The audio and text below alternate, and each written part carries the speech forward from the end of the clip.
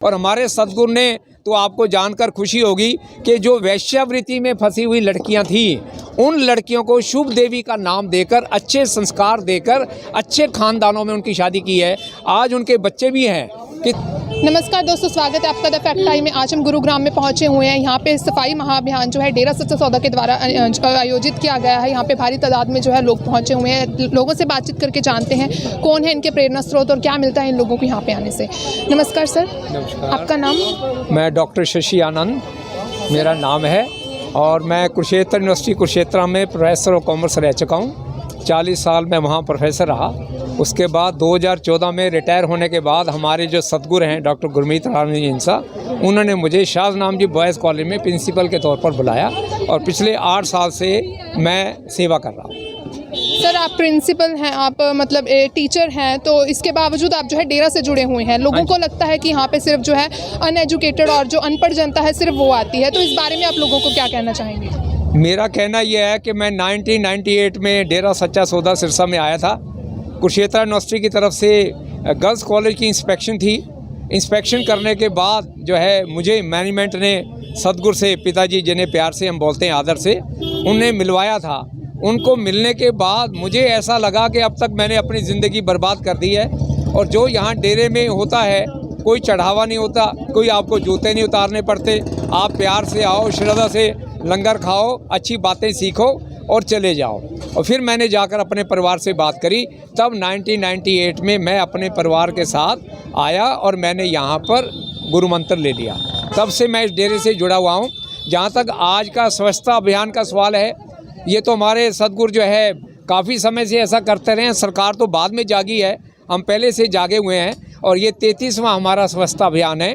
और जहाँ तक हमारे अनुयायी, हमारे साथियों का सवाल है, आज हम गुरुग्राम में आए हुए हैं। मैं एक अच्छी जो बात बताना चाहता हूँ ये है कि जितने भी यहाँ पर लोग आए हुए हैं वो किसी को दिखावा नहीं करते कि कोई देख रहा है, कैमरामैन आ जाए तो हम सफाई करेंगे वरना आराम से बैठ जाएंगे। ऐसा नहीं है। सफाई करने के बाद मन को बड़ी शांति मिलती है और स्वच्छता तो खैर बीमारियों को दूर करती है। और ये भी मैं दावे से कहता हूँ कि जो लोग सच्चे मन से डेरे से जुड़े हुए हैं, सेवा करते रहे हैं, दुनियादारी में उनको इतना मिला है कि झोलियाँ हमारी कम पड़ जाती हैं, देने वाले का हाथ नहीं रुकता है। सर आप डेरे से जुड़े हुए हैं, आपको क्या मिलता है? इतने सालों से आप जुड़े हुए हैं, यहाँ पे भी आज आप यहाँ पे पहुँचे हुए हैं, क्या मिलता है आपको यहाँ पे आने से और डेरे से जुड़ने से? एक शब्द में कहूँ तो इनर हैप्पीनेस, इनर पीस। मैं पिछले 8 साल से सेवा कर रहा हूँ, कोई मैं वेतन नहीं लेता हूँ, लेकिन जो मुझे मिलता है उन्हें शब्दों में बयान करना बहुत मुश्किल है। मैं अपने विद्यार्थियों को, अपने कॉलेज को, अपने साथियों को, सेवादारों को बहुत प्यार करता हूँ।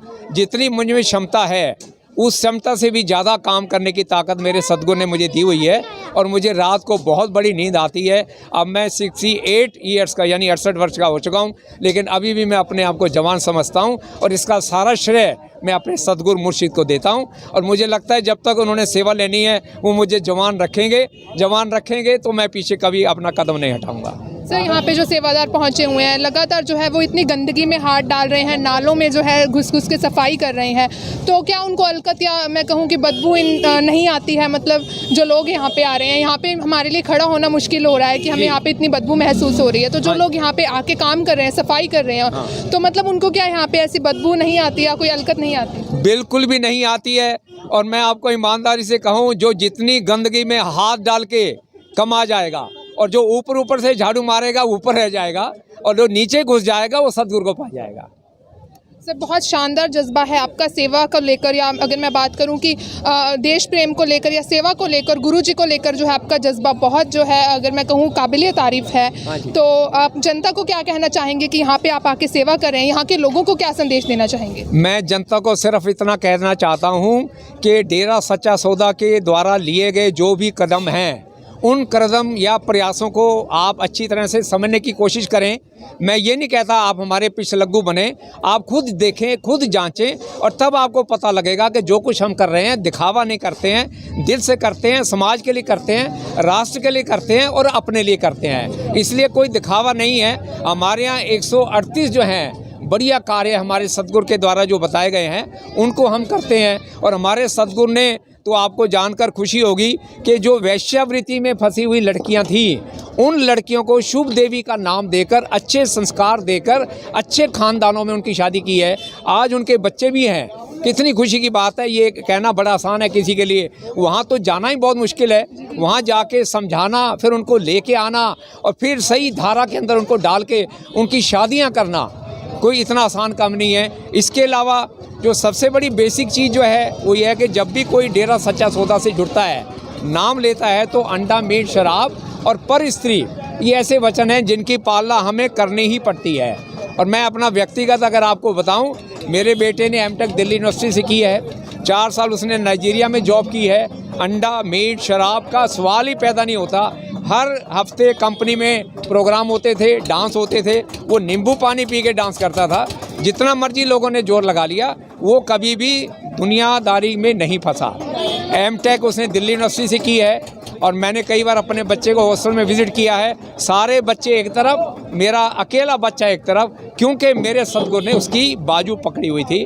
इसलिए इन बुराइयों से बचना आजकल के टाइम में, और आप सभी जानते हैं आज का युवा जो है कितना नशे में फंसा हुआ है। पंजाब हो, हरियाणा हो, पंजाब में तो बहुत बुरा हाल है, हरियाणा में भी बहुत बुरा हाल है। लेकिन जो डेरा सच्चा सौदा में आ गया और जिसने सद्गुरु को सच्चे मन से मान लिया, वो उसका परिवार इन नशों से, बुराइयों से दूर हो गया।